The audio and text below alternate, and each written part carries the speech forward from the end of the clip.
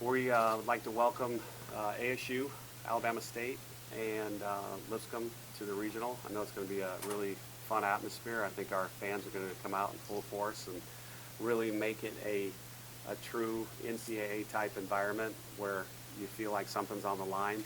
I think that's one of the best things about having a regional in Tuscaloosa is you get that feel of a championship. So that's due to you guys and our fans. So we're ready to play. Thanks, Coach. We'll go ahead and take questions for both Skylar and Courtney first.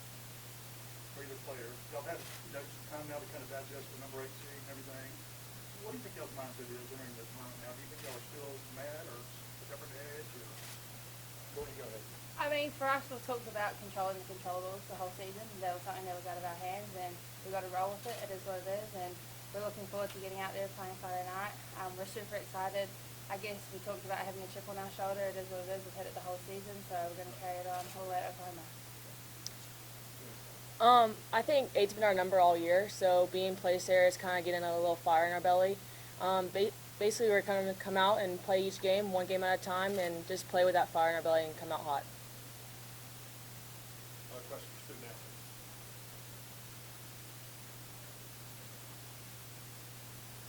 Postseason field, I mean, what's different about now? I know you guys have done it here before. What is it like now? Skylar, why don't you go ahead and start this one? This is my first postseason, so I think being here at the Rhodes House is special. I think having our fans behind our back and really getting the crowd going and everyone fired up is going to be something that's going to help us out for sure. Yeah, definitely like what Skylar said, our fans are a huge part of our success this season and last season, so postseason is always fun. Staying present in the moment is big for us, knowing there's a lot on the line, but if we keep playing how we've been playing, we're going to be fine. Any other questions for Courtney or Skylar? All right, Coach, you guys are good to go. Thank you, guys. Thank you.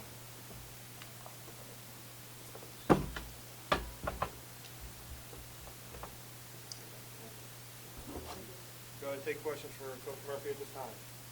I don't know if you guys had a chance to talk to anybody. Have you been able to get any clarification as to why you think that 8 seed is? I have not. I just saw one article in, I think, Softball America, but I haven't had a chance to talk to anybody or get any reasoning behind it. So I'm not sure if Marie has either. So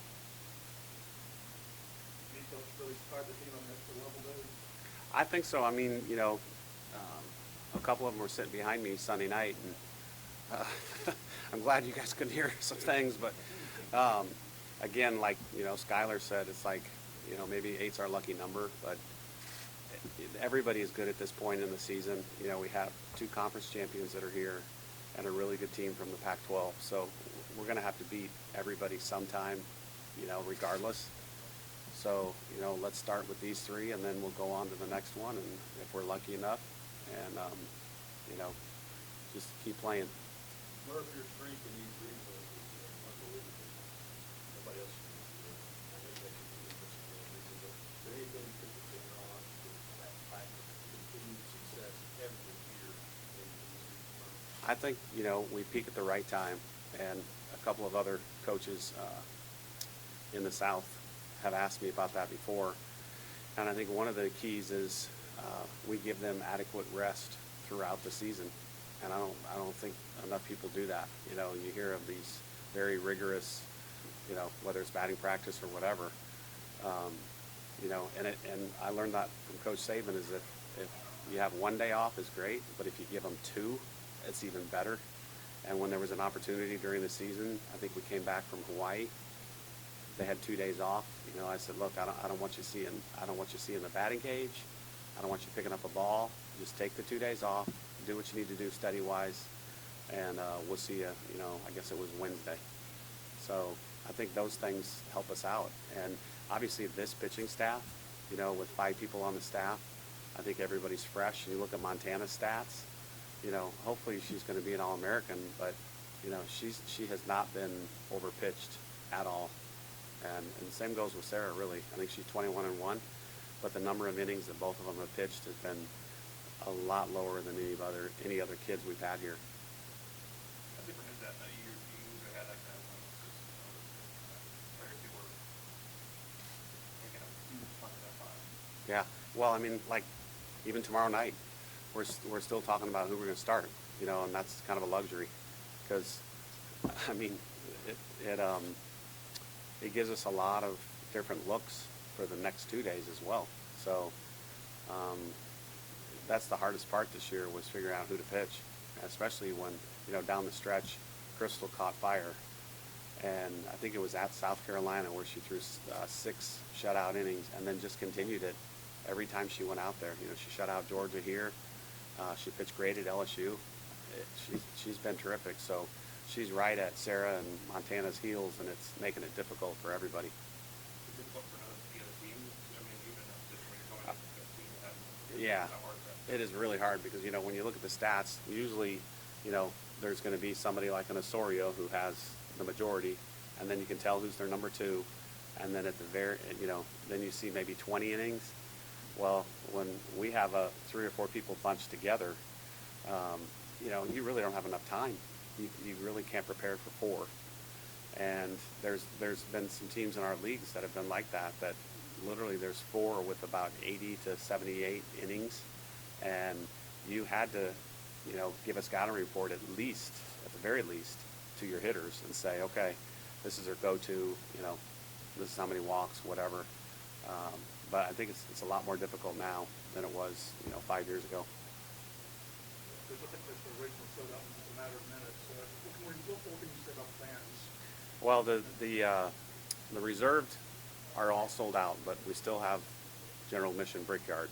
So I've had like 3 or 4 people ask me, you know, this morning at the gym, you know, I heard it was all sold out. I was like, no, those are just the reserved. You can still get in and get a ticket. Our fans have been incredible this year. All the SEC series have been awesome. It's a true home field advantage, and that's why we love playing postseason here.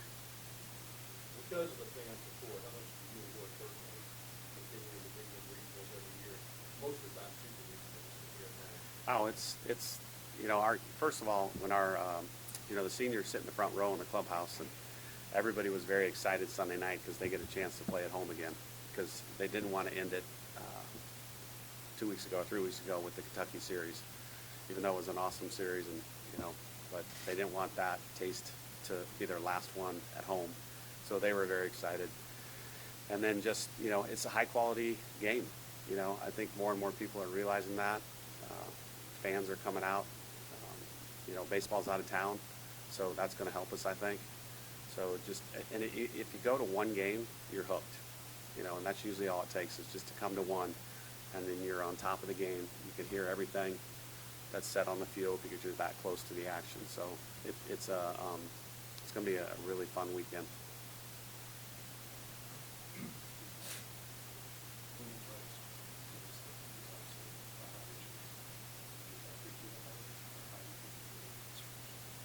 No, we haven't. I haven't seen him yet, but I doubt that I'll bring it up. And you know, it's a personal thing with a lot of people. So I honestly, I hadn't really thought about it to address it with my team. It might be something after that we could talk about, because we've done it before with other issues where it's like an open forum, and you know, give them a chance to talk about it. Like national anthem, you know, things like that are kind of hot button issues, and especially among NCAA schools, where, you know, you try to be proactive instead of reactive, and you know, kind of get their opinion and talk with them.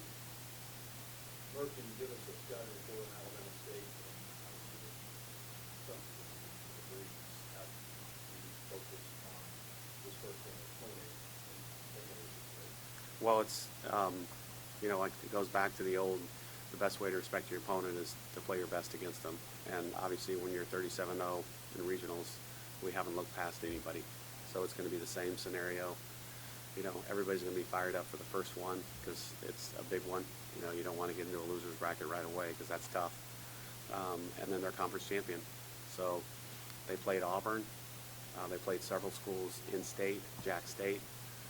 There was a couple of really good games. Auburn, you know, run ruled them, but you know, their number 1 pitcher has been hot as of late. So you know, anything can happen, and you just got to play your best.